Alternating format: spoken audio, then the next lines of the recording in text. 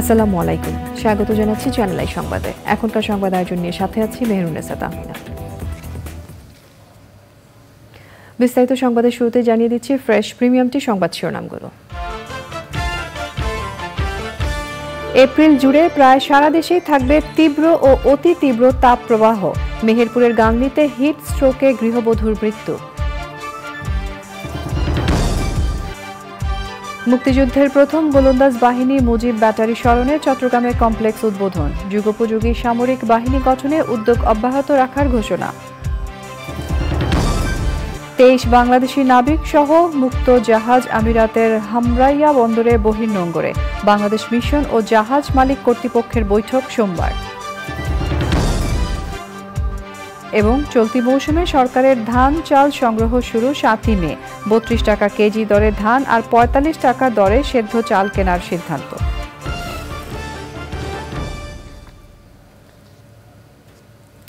সংবাদ শিরোনামগুলো জানাচ্ছিলাম। এখনকার এই সংবাদ আয়োজন একই সঙ্গে চ্যানেল আই এর ইউটিউব চ্যানেলে এবং চ্যানেল আই এর ওটিটি প্ল্যাটফর্ম আই স্ক্রিনে লাইভ স্ট্রিম হচ্ছে।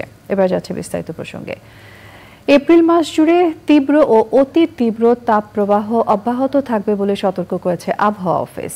তীব্র তাপপ্রবাহে আক্রান্ত খুলনা বিভাগের যশোর, চুয়াডাঙ্গা এবং রাজশাহী, পাবনার পাশাপাশি নতুন করে তাপপ্রবাহ শুরু হয়েছে রংপুর অঞ্চলে। তবে সিলেট ও চট্টগ্রামে ঝড় এবং সামান্য বৃষ্টি হবে বলে জানানো হয়েছে। আবহাওয়াবিদরা বলছেন, বিচ্ছিন্নভাবে সামান্য বৃষ্টিতে তাপপ্রবাহ কমবে না।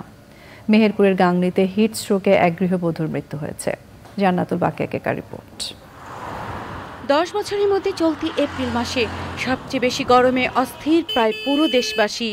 চলতি মাসের শুরুতেই মাঝারি থেকে তীব্র এবং গত কদিন অতি তীব্র তাপপ্রবাহের কবলে পড়েছে দেশের 2/3 লোকজন বেড়াচ্ছি না এই গরমে।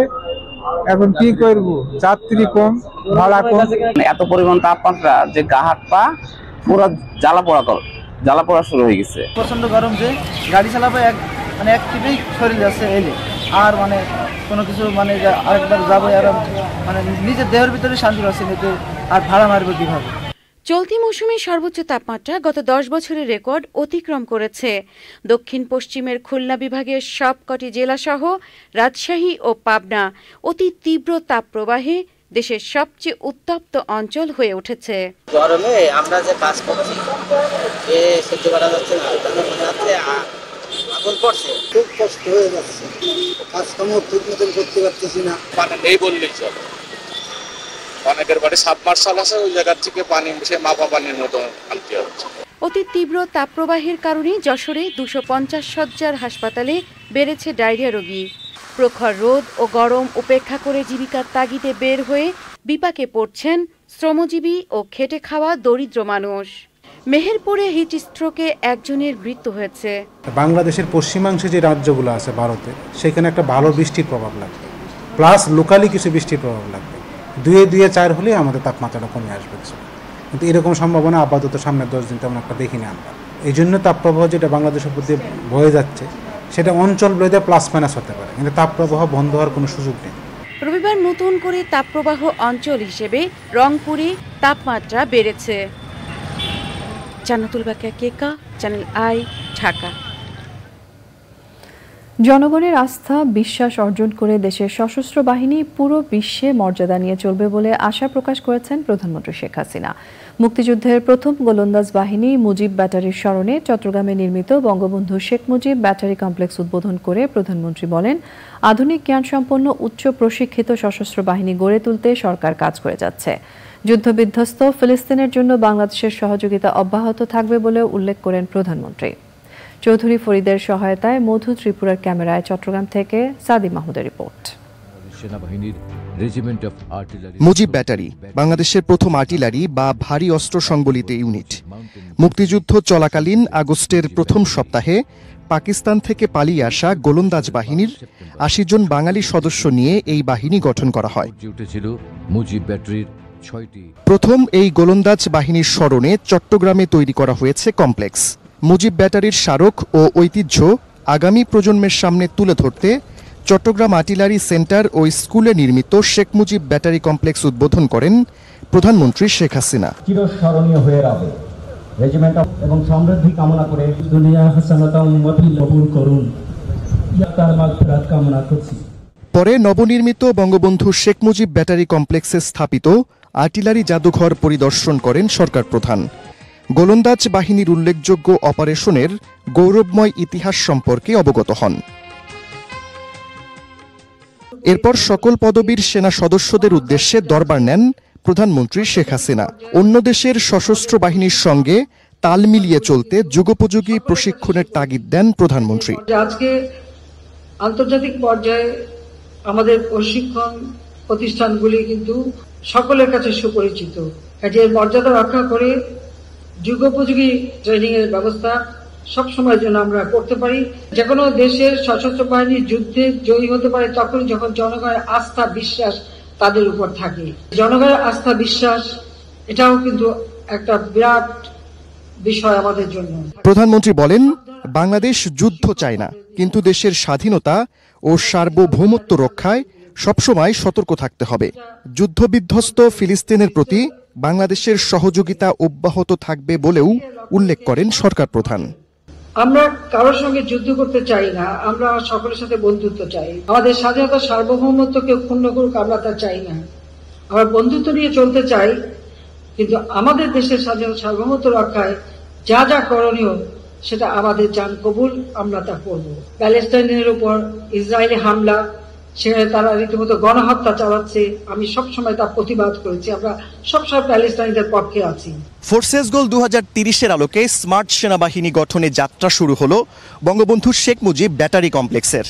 বঙ্গবন্ধু কন্যা শেখ হাসিনা আনুষ্ঠানিকভাবেই মুক্তিযুদ্ধের স্মৃতি বিজড়িত প্রথম গোলন্দাজ ইউনিটের স্মারক ও ঐতিহ্যের এই কমপ্লেক্স উদ্বোধন করলেন, যেখানে বাহিনীর সদস্যদের জন্য থাকছে আধুনিক প্রশিক্ষণের সুযোগ।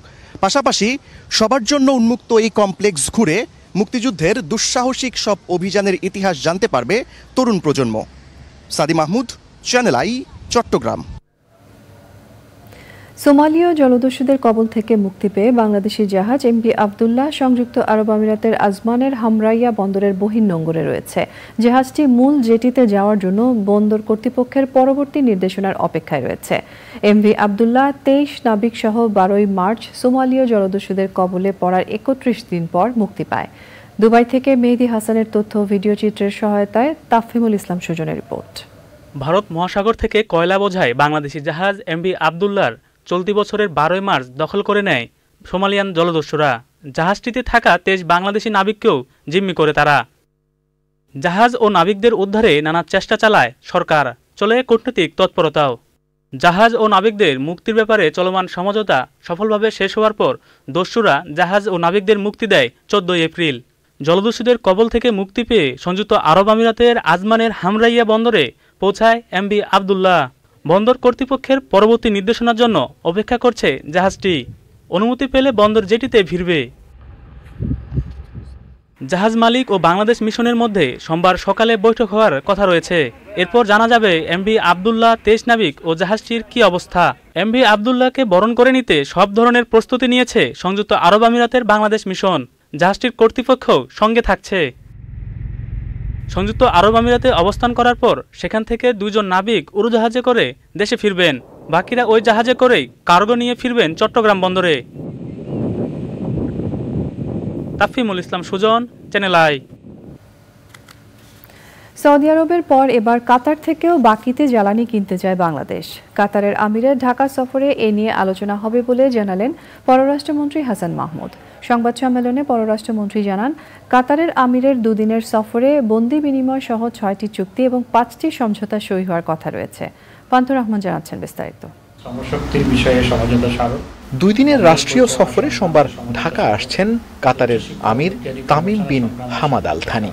সফরের বিস্তারিত জানাতে সংবাদ সম্মেলনে পররাষ্ট্রমন্ত্রী বলেন, মধ্যপ্রাচ্য সংকট ইস্যু ছাড়াও দ্বিপাক্ষিক বৈঠকে রপ্তানি বাণিজ্য, বিনিয়োগ, কৃষি আর জনশক্তি থাকবে আলোচনার টেবিলে। এই সফরে 11টি দ্বিপক্ষীয় দলিল স্বাক্ষরের কথা রয়েছে, তার মধ্যে 6টি চুক্তি এবং 5টি সমঝোতা স্মারক। এবং চুক্তিগুলো হচ্ছে দ্বৈত কর পরিহার ও কর ফাঁকি সংক্রান্ত চুক্তি, আইনগত বিষয়ে সহযোগিতা সংক্রান্ত চুক্তি, সাগরপথে পরিবহন সংক্রান্ত চুক্তি, উভয় দেশের পারস্পরিক বিনিয়োগ উন্নয়ন ও সুরক্ষা সংক্রান্ত চুক্তি দুদেশের মধ্যকার দণ্ডপ্রাপ্ত ব্যক্তিদের বদলি সংক্রান্ত চুক্তি, যৌথ ব্যবসা পরিষদ গঠন সংক্রান্ত চুক্তি। বাংলাদেশের পক্ষ থেকে নবায়নযোগ্য সহ জ্বালানি খাতে সহযোগিতা পাওয়ার বিষয়টি গুরুত্ব পাবে আলোচনায়। আমরা সৌদি আরবের সাথে 1 বছরের ডেফার্ড পেমেন্ট আমরা চেয়েছি। তো কাতারের সাথে আমরা আলোচনা অবশ্যই যেহেতু কেনার ব্যাপারে আলোচনা এবং কিনিও আমরা, সেখানে ডেফার্ড পেমেন্টের বিষয়টি আসতে পারে। কাতার আমাদের রিনিউয়েবল এনার্জিতে বিনিয়োগ করতে পারে, আমাদের এলএনজি সহ নানা ক্ষেত্রে বিনিয়োগ করতে পারে। এছাড়া আমাদের কাতার যেমন আমাদের ব্যাংকিং সেক্টরে বিনিয়োগ করতে পারে।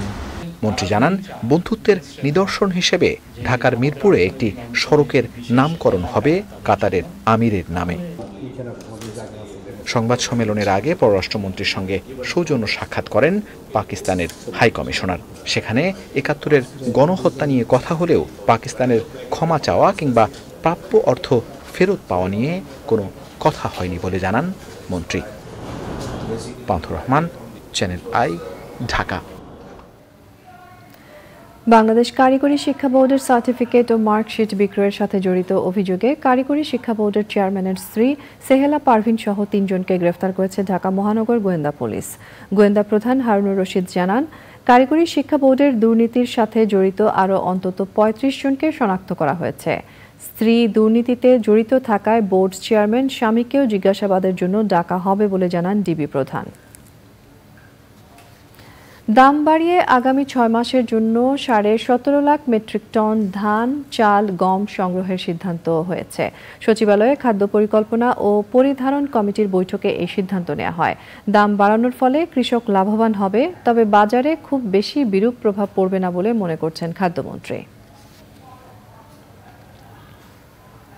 রাজধানীতে অনুষ্ঠেয় ন্যাপ এক্সপো 2024-এ বাংলাদেশের অভিযোজন বিষয়ক অভিজ্ঞতা বিনিময় করা হবে বলে জানিয়েছেন পরিবেশ, বন ও জলবায়ু পরিবর্তন মন্ত্রী সাবের হোসেন চৌধুরী।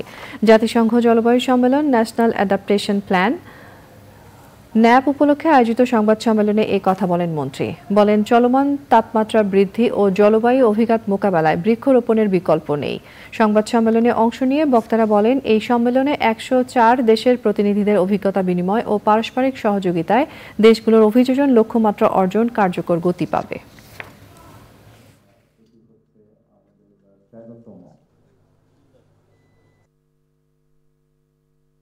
সরকার, বেসরকারি সংস্থা, এনজিও, আন্তর্জাতিক সংস্থা, মাল্টিল্যাটারাল অর্গানাইজেশন সকলের ফান্ডিং বা সকলের প্রকল্পগুলোকে আমরা একটা প্ল্যাটফর্মের মধ্যে নিয়ে এসে আমরা এটিকে বাস্তবায়ন করব। আমরা আশা করি যে আগামীকালকে যে UNFCCCর যে অনুষ্ঠানটি হবে সেটি আন্তর্জাতিকভাবে যেমনি তার একটি বিশেষ অবয়ব আছে এবং একই সাথে বাংলাদেশের লিডারশিপেরও একটা নতুন প্রকাশ হবে। বাংলাদেশ হচ্ছে একেবারে আমরা যেটা বলি ground zero of climate change. এটা হচ্ছে পৃথিবীর হয়তো সবচেয়ে সমৃদ্ধ ল্যাবরেটরি, যেখানে জলবায়ু পরিবর্তনের সবকিছু আমরা পাচ্ছি। বন্যা, খরা, প্রাকৃতিক দুর্যোগ, লবণাক্ততা, তারপরে যে আমাদের ক্লাইমেট রেফিউজি যেটা আমরা বলি, সমুদ্র পৃষ্ঠের উচ্চতার কারণে আবার হিমালয় পর্বতে বরফ গলছে, সেটা আমাদের ফ্রেশ ওয়াটারের ক্ষেত্রে একটা বড় একটা হুমকি। এবং আমাদের খাদ্য নিরাপত্তা যেটা আছে সেটাও কিন্তু আজকে অনেক চ্যালেঞ্জের সম্মুখীন। সংবিধান প্রণয়ন কমিটির প্রধান ও গণফোরামের ইমিরেটাস সভাপতি ডক্টর কামাল হোসেনের 87তম জন্মদিন উদযাপন করেছে গণফোরাম। অনুষ্ঠানে ডক্টর কামাল হোসেন বলেন, দেশ কঠিন অবস্থার মধ্যে আছে। এই অবস্থা থেকে উত্তরণে সবাইকে ঐক্যবদ্ধভাবে আন্দোলন গড়ে তোলার আহ্বান জানিয়েছেন তিনি। শাকের আদনানের রিপোর্ট। 1937 সালের 20 এপ্রিল সে সময়ের বেঙ্গল প্রেসিডেন্সির বাকেরগঞ্জ জেলার শায়েস্তাবাদে সম্ভ্রান্ত পরিবারে জন্মগ্রহণ করেন ডক্টর কামাল হোসেন। প্রবীণ এই আইনজীবী ও রাজনীতিবিদ বাংলাদেশের সংবিধান প্রণয়ন কমিটির প্রধান হিসেবে দায়িত্ব পালন করেছেন। 1957 সালে তিনি অক্সফোর্ড বিশ্ববিদ্যালয় থেকে স্নাতক, 1958 সালে bachelor of civil law degree এবং 1964 সালে আন্তর্জাতিক আইন বিষয়ে পিএইচডি করেন।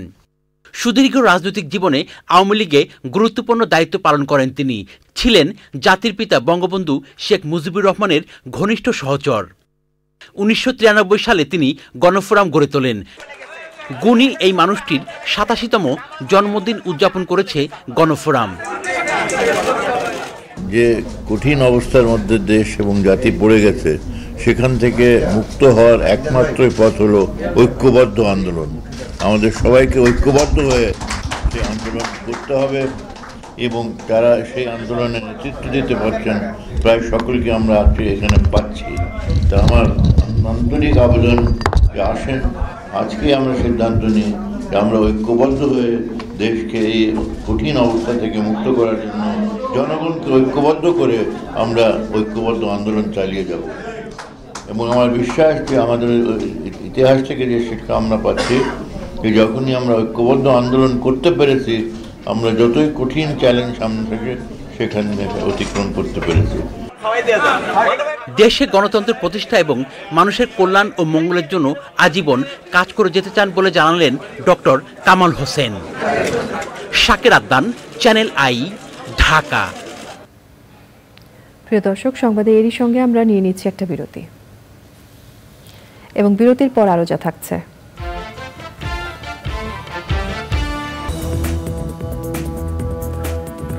স্বাগত জানাচ্ছি আরো একবার চ্যানেল আই সংবাদে। Chittagong women chamber of commerce and ইন্ডাস্ট্রির উদ্যোগে মাসব্যাপী 14তম আন্তর্জাতিক উইমেন এসএমই এক্সপো শুরু হয়েছে। মেলার উদ্বোধন করে পররাষ্ট্রমন্ত্রী বলেছেন, উন্নত বাংলাদেশ গঠনে চট্টগ্রাম উইমেন চেম্বার বলিষ্ঠ ভূমিকা রাখতে পারে। আগামী 1 বছরের মধ্যে চট্টগ্রামে আন্তর্জাতিক মানের স্থায়ী ভেন্যু করার ঘোষণা দেন তিনি। চট্টগ্রাম থেকে চৌধুরী ফরিদের তথ্য ভিডিও চিত্রে জাকি আক্তার রিপোর্ট। নারী উদ্যোক্তাদের পণ্য ব্যাপকভাবে বাজারজাত করার লক্ষ্যে Chittagong women chamber of commerce and ইন্ডাস্ট্রির উদ্যোগে মাসব্যাপী 14তম আন্তর্জাতিক উইমেন এসএমই এক্সপোর আয়োজন। চট্টগ্রামের পোলো গ্রাউন্ড মাঠে বর্ণাঢ্য এই মেলায় সহযোগিতায় রয়েছে রপ্তানি উন্নয়ন ব্যুরো এবিসিসিআই এবং আইএলও প্রোগ্রেস প্রজেক্ট। প্রথম এবং প্রধান কথা হচ্ছে প্রান্তিক নারীদেরকে এগিয়ে নিয়ে আসা। নারী উদ্যোক্তাদের তৈরি পণ্য দেশে এবং আন্তর্জাতিক পর্যায়ে নিয়ে যেতে এই মেলার আয়োজন। এসএমই সেক্টরে যারা আছে, যা পণ্য তৈরি করছেন, এগুলো একটা এক্সপোজিশন হোক, সবাই জানুক। আজকে সেই স্বপ্নটা আমার বাস্তবায়ন হয়েছে। বাণিজ্য মন্ত্রী এবং এবিসিসিআই এর সভাপতি বলেছেন, নারী উদ্যোক্তাদের উৎপন্ন পণ্য বিশ্ব বাজারে ছড়িয়ে দেওয়া হবে। বাণিজ্য মেলার মাধ্যমে আমাদের দেশের প্রোডাক্টটা লোকালি এবং ইন্টারন্যাশনালি আমরা প্রোডাক্টটা শো করি এবং এখানে বাজারজাত করি। প্রতিটি গ্রাম থেকে এই যে হাতে তৈরি জিনিসগুলা আমরা তৈরি করে নিয়ে তাদেরকে কারিগরি সহযোগিতা দিব, আর্থিক সহযোগিতা দিব। যেটা সবচেয়ে বড় কাজ করব সেটা হলো দেশে এবং বিদেশে বাজারজাত করার ব্যবস্থা করে দিব। পণ্যকে মানসম্মত ও যুগোপযোগী করতে প্রশিক্ষণের উপর নজরদারি বাড়ানোর তাগিদ দিয়েছেন পররাষ্ট্রমন্ত্রী। যেগুলো বিদেশে রপ্তানি করা যায় সেগুলোর উপর নারীদেরকে একটু ট্রেনিং দেওয়া, যাতে করে তারা সেই ঘরে বসে এই পণ্যগুলো তৈরি করতে পারে এবং সেটাকে সাপ্লাই চেইনে নিয়ে যাওয়া এবং সেটাকে আমাদের এক্সপোর্ট চেইনে। মেলায় 350টি স্টল ও 15টি প্যাভিলিয়নে বাংলাদেশ ছাড়াও ইরান, ভারত, চীন, থাইল্যান্ড ও পাকিস্তানের উদ্যোক্তারা অংশ নিয়েছে। Zakia Akter, Channel I. ভূমিদস্যুদের আগ্রাসনে মানচিত্র থেকে হারিয়ে যেতে বসেছে চট্টগ্রামের ঐতিহ্যবাহী নাগিন পাহাড়। চ্যানেল আইয়ে এ বিষয়ে সংবাদ প্রচারের পর নড়ে চড়ে বসেছে প্রশাসন। ইতিমধ্যে উচ্ছেদ করা হয়েছে অবৈধ স্থাপনা, আর পাহাড় খেকোদের বিরুদ্ধে পরিবেশ আইনে মামলার প্রক্রিয়া চলছে। চৌধুরী ফরিদের পাঠানো তথ্য ও ভিডিও চিত্রে আফরোজা হাসির রিপোর্ট। প্রায় 10 একর আয়তনের নাগিন পাহাড় কেটে বহুতল ভবন সহ আবাসিক এলাকা তৈরি করেছে ভূমিদস্যুরা। অভিযোগ রয়েছে বায়েজিদ বোস্তামি থানা পুলিশের সহযোগিতায় চলছিল এই মহাযজ্ঞ। এতে চরম হুমকিতে পড়েছে আশপাশের প্রকৃতি ও পরিবেশ। চ্যানেল আইতে ঐতিহ্যবাহী এই পাহাড় ধ্বংস নিয়ে সংবাদ প্রচারের পর অভিযান চালায় প্রশাসন। গুড়িয়ে দেওয়া হয় টিনের সব স্থাপনা। এখন যেগুলো কাটতেছে এগুলো আগে বিএনপি ছিল, এখন আবার আওয়ামী লীগ। পাহাড় একটা তুললে বাদল একটা তুলে, সবাই মোটামুটি এখানে যতগুলো ক্যাটার আছে, শুক্রবার যে নেতা যতগুলো আছে সবাই একটা একটা করে তুলে টানা কন্ট্যাক্ট ছাড়া তো এগুলো লাগাইতে পারে না। পাহাড় খেকোদের বিরুদ্ধে আইনি ব্যবস্থা নেওয়ার কথা জানিয়েছে প্রশাসন। উঁচু উঁচু টিন দিয়ে জায়গাটিকে ঘিরে ফেলেছে, যাতে বাইরে থেকে দেখে বোঝার উপায় নেই যে ভিতরে এই ধরনের একটি অপচেষ্টা তারা লিপ্ত রয়েছে। পাহাড় কেটে পরিবেশ সংরক্ষণ আইনের যে ব্যত্যয় ঘটেছে সেটির বিরুদ্ধে মূলত আমরা এখানে যে এইসব ছোটোখাটো স্থাপনাগুলো রয়েছে অস্থায়ী, এগুলোকে অপসারণ করেছি। সেই সাথে আমরা আমাদের নজরদারি অব্যাহত রাখছি। নাগিন পাহাড় রক্ষায় অভিযান অব্যাহত রাখার কথা জানিয়েছে প্রশাসন। আফরোজা হাসি, প্রকৃতি ও জীবন desk, Channel I. Amin jewellers আন্তর্জাতিক সংবাদ।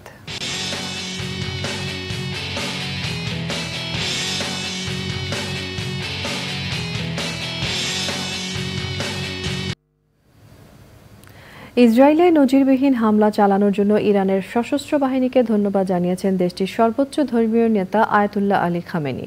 তিনি বলেছেন, ইসরায়েলের অনেক লক্ষ্যবস্তুতে হামলা চালিয়ে ইরান তার শক্তির প্রদর্শন করেছে। রোববার ইরানের রাষ্ট্রায়ত্ত সংবাদ মাধ্যমের খবরে সশস্ত্র বাহিনীকে খামেনির ধন্যবাদ জানানোর তথ্য জানানো হয়েছে। গত 1 এপ্রিল দামেস্কে ইরানের একটি কূটনৈতিক ভবনে ইসরায়েলি হামলার প্রতিশোধ হিসেবে 13 এপ্রিল প্রথমবারের মতো সরাসরি ইসরায়েলে হামলা চালায় ইরান।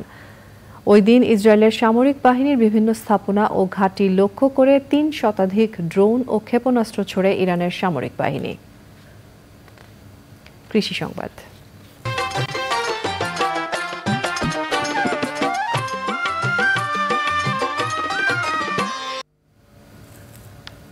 মেহেরপুর ও চুয়াডাঙ্গায় ভার্মি কম্পোস্ট ব্যবহারের পরিধি বাড়ছে।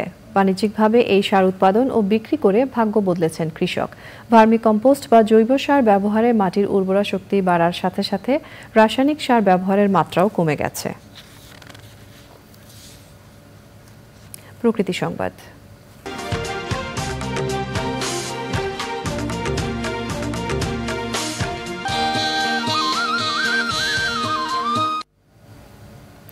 নিজেরাই রাস্তা নির্মাণ করে দৃষ্টান্ত স্থাপন করেছেন কুড়িগ্রামের দুর্গম চর কৃষ্ণপুরবাসী।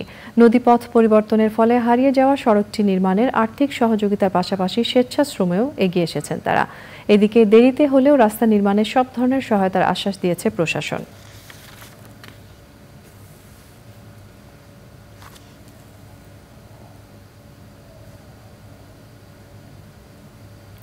এক্সিম ব্যাংক বাণিজ্য সংবাদ।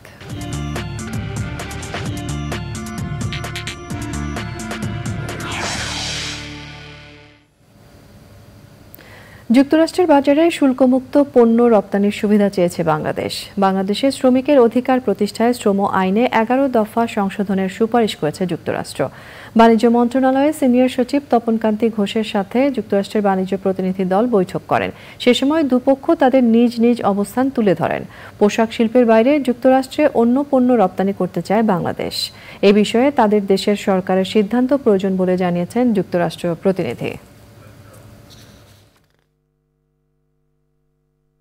যে আমাদের পণ্য যেহেতু অন্য সকল উন্নত দেশে এবং উন্নয়নশীল দেশে শূন্য ডিউটিতে যায় অথবা খুব কম ডিউটিতে যায়, তাহলে আমেরিকা আমাদের সবচেয়ে বড় হচ্ছে রপ্তানি অংশীদার, সেখানে কেন যাবে না? এটা একটা প্রধান যুক্তি। আরেকটি হচ্ছে যেটা আগেই বললাম যে এটা শুধুমাত্র দ্বিপাক্ষিক বাণিজ্যের বিষয় না, এটা কিন্তু একটা উন্নয়ন আসপেক্টও আছে। যে আমাদের দেশের গরিব মানুষ যারা গার্মেন্টসের ক্ষেত্রে কাজ করে বা অন্য রপ্তানি সেক্টরে কাজ করে, তাদের কিন্তু উন্নয়নের জন্য তারা কন্ট্রিবিউট করতে পারবে থ্রু এনহ্যান্সড ইম্পোর্ট, যদি ডিউটি কম হয়। আমরা সেটাও তাদের মনে করে দিয়েছি এবং তাদের WTO-তে যে অব্লিগেশন সেটাও তাদের মনে করে দিয়েছি। কিন্তু তারা যেটা বলেছে যে তাদের কংগ্রেস পাশ করতে হবে, সেটা তাদের দেশের যে লিগ্যাল প্রসিজিওর সেটার কথা বলেছে।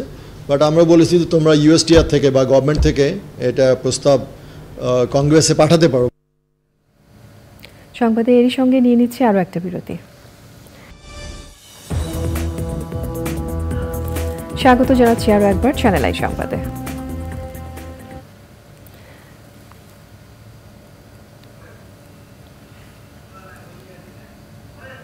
বিআরবি হাসপাতালের 10ম প্রতিষ্ঠা বার্ষিকী এবং সেবা সপ্তাহ উদযাপন করা হয়েছে। স্বাস্থ্যসেবায় 10 বছর পূর্তি উপলক্ষে রাজধানীর পান্থপথে বিআরবি হাসপাতালের আয়োজনে বর্ণিল ও জাঁকজমকপূর্ণ অনুষ্ঠানের আয়োজন করে প্রতিষ্ঠানটি।